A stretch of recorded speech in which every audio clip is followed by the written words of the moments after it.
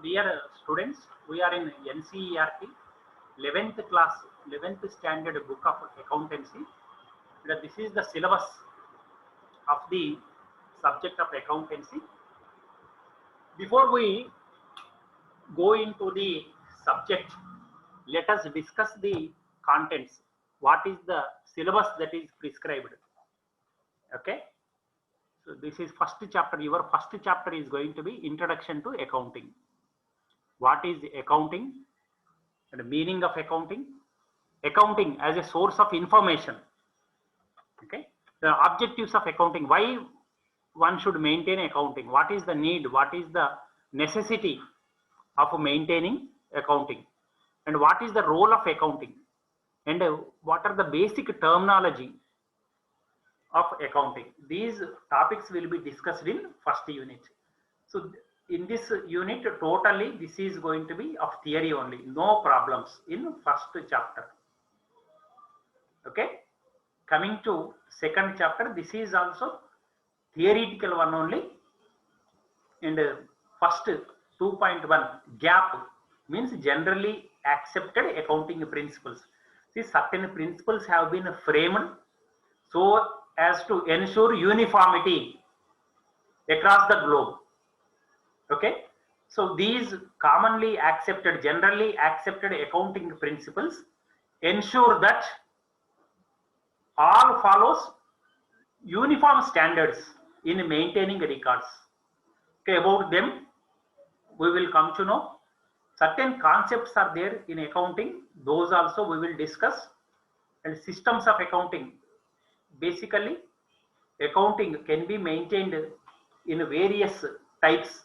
What are those systems? We will come across that one.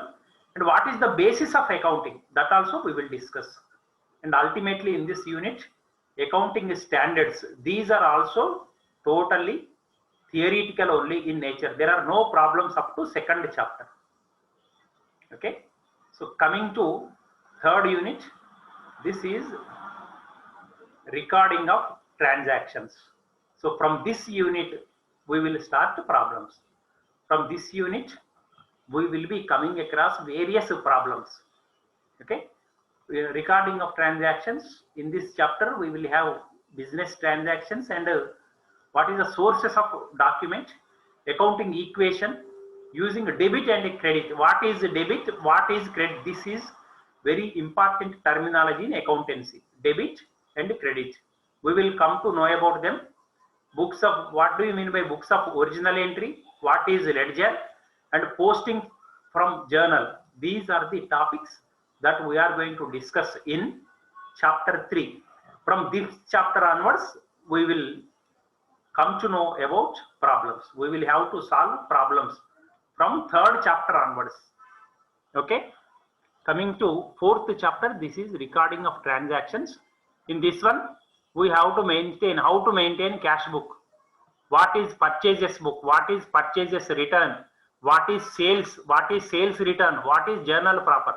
What is balancing of accounts? All these topics will be discussed in fourth chapter. And coming to fifth chapter, in fifth chapter we have bank reconciliation statement. See, what do you mean by reconciliation? Reconciliation means, in simple terms, trying to find out the differences between two things, two issues. Okay, the differences may be sorted out with the help of bank reconciliation statement. So about this we will discuss in fifth chapter. What is bank reconciliation statement? How problems can be solved with the help of bank reconciliation statement? We will discuss then. Coming to sixth chapter, this is trial balance. And sometimes while maintaining books of accounts, we will come across certain errors. So how to rectify those errors? Rectification of errors implies, error means what? What do you mean by error? Mistake. Very good, mistake. Some mistakes, even unknowingly also, we may make in writing accountancy records. So how to identify them? How to rectify them. Rectification means correction. How to correcting those mistakes. Those topics we will learn in 6th chapter. And coming to 7th chapter, we have discussion regarding depreciation. What is depreciation? Do you have any idea of depreciation? See, depreciation means decrease in value of asset. See, if you continuously use any asset, the asset's value will gradually decrease. Let us take, for example, you purchased a new bike or a new scooty you purchased with an amount of 80,000 rupees. After 1 year, because of its usage, its value will come down to 70,000 or 60,000 or 50,000. So that is what you mean by saying depreciation. Depreciation means a decrease in value.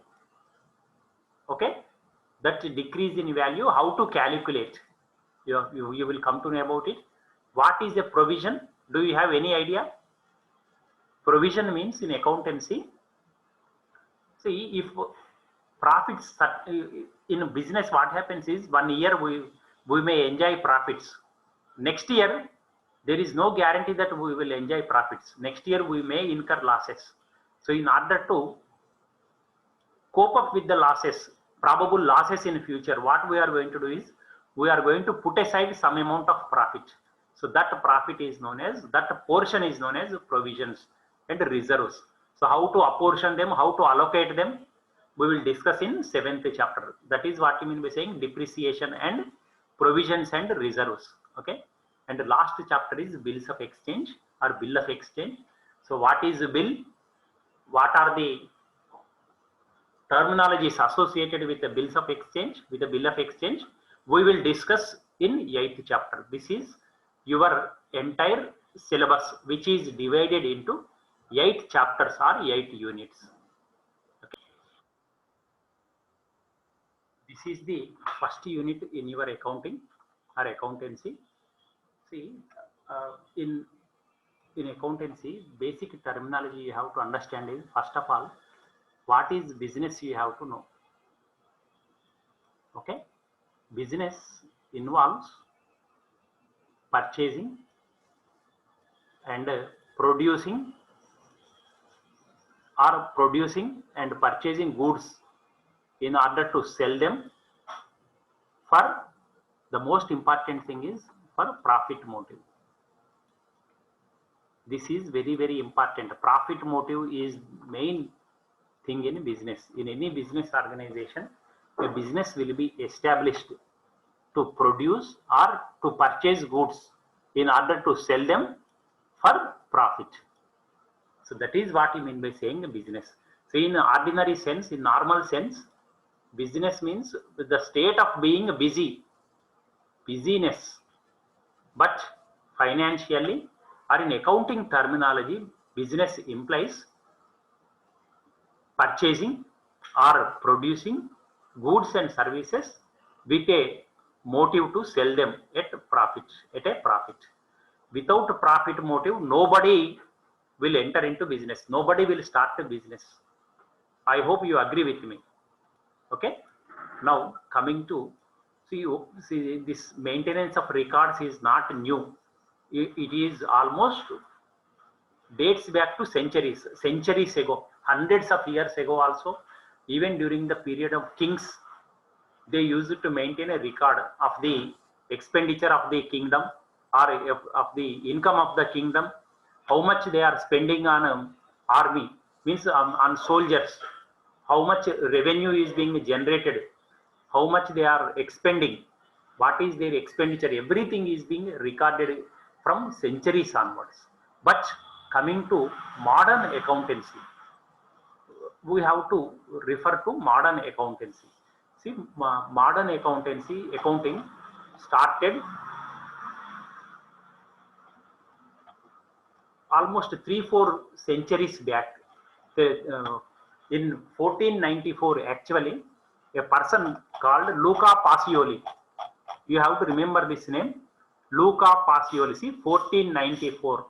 This year is very, very important. In 1494, Luca Pacioli. He is known as father of accountancy. He is known as father of accountancy. He, in his book, this is his book Summa di Arithmetica Geometria Proportion et Proportionality. Roughly translated into English, it will give you review of arithmetic and geometric proportions. He wrote this book in 1494, and it is the first book on modern accountancy. What is double entry bookkeeping? We will come to know about in subsequent chapters. But you have to remember this person's name and the year and the book that he has written. Okay, the book is titled Summa di Arithmetica Geometria Proportion et Proportionality. This is his book, which was published in 1494. So this is the first book based on which modern accountancy is built on. Okay, so if a person starts a business organization, his main intention will be profit motive. He is motivated by profit. Without profit, he is not at all motivated. Nobody starts a business to incur losses. Everybody wants to enjoy profits. That is why business organizations will have to maintain a record of their expenditure, a record of their income, a record of their assets, a record of their liabilities. So these four are very, very important things you have to maintain. One is a record of expenditure, and the other one is record of income, and the next one is record of assets, and another one is record of liabilities. These are the four. Sir? Yes, please. Sir, what is liability, sir? Okay, very good question. What is a liability? See, suppose I have taken 2,000 rupees from you today because of my monetary problem, my household expenditure. I could not bear. So what I requested you to pay me, to give me rather 2,000 rupees. So this is liability to me. That is what you mean by saying liability. Liability implies when you have to pay something to others, that is a liability to you. Did you understand? See, that yes, 2,000 is a liability to me, whereas this 2,000 is asset to you. Okay, so I am your debtor. Okay, I am your debtor means a person who owed something to you. So that is an asset to you, because in future when I pay 2,000 to you, you will include this 2,000 in your cash balance or bank balance. So that will be your asset. Whereas this now I have to pay means this is whatever a person, whatever an organization has to pay, that is a liability to the organization. After payment is over, this 2,000 will become expenditure to me. But till then, it will remain as a liability to me. Did you understand the concept of asset and liability? In yes, sir, I have understood. Organization, various assets will be there. You will have furniture, you will have building, okay, you will have debtors. Debtors, see, D-E-B-T-O-R-S. Debtor means a person who has to pay you money. See, here you have to pronounce as debtors. D should be silent, not debtors. Okay, when you pronounce this word, you have to pronounce as debtors. Debtor, B, you have to keep it as silent. This is a silent letter. Okay, so these four are very, very important in any organization. One is income. How much income business organization has earned? What is the expenditure for the business organization? What are the various assets of the business organization? What are the various liabilities of the business organization? These four are very, very important. These four will be maintained with the help of accountancy records.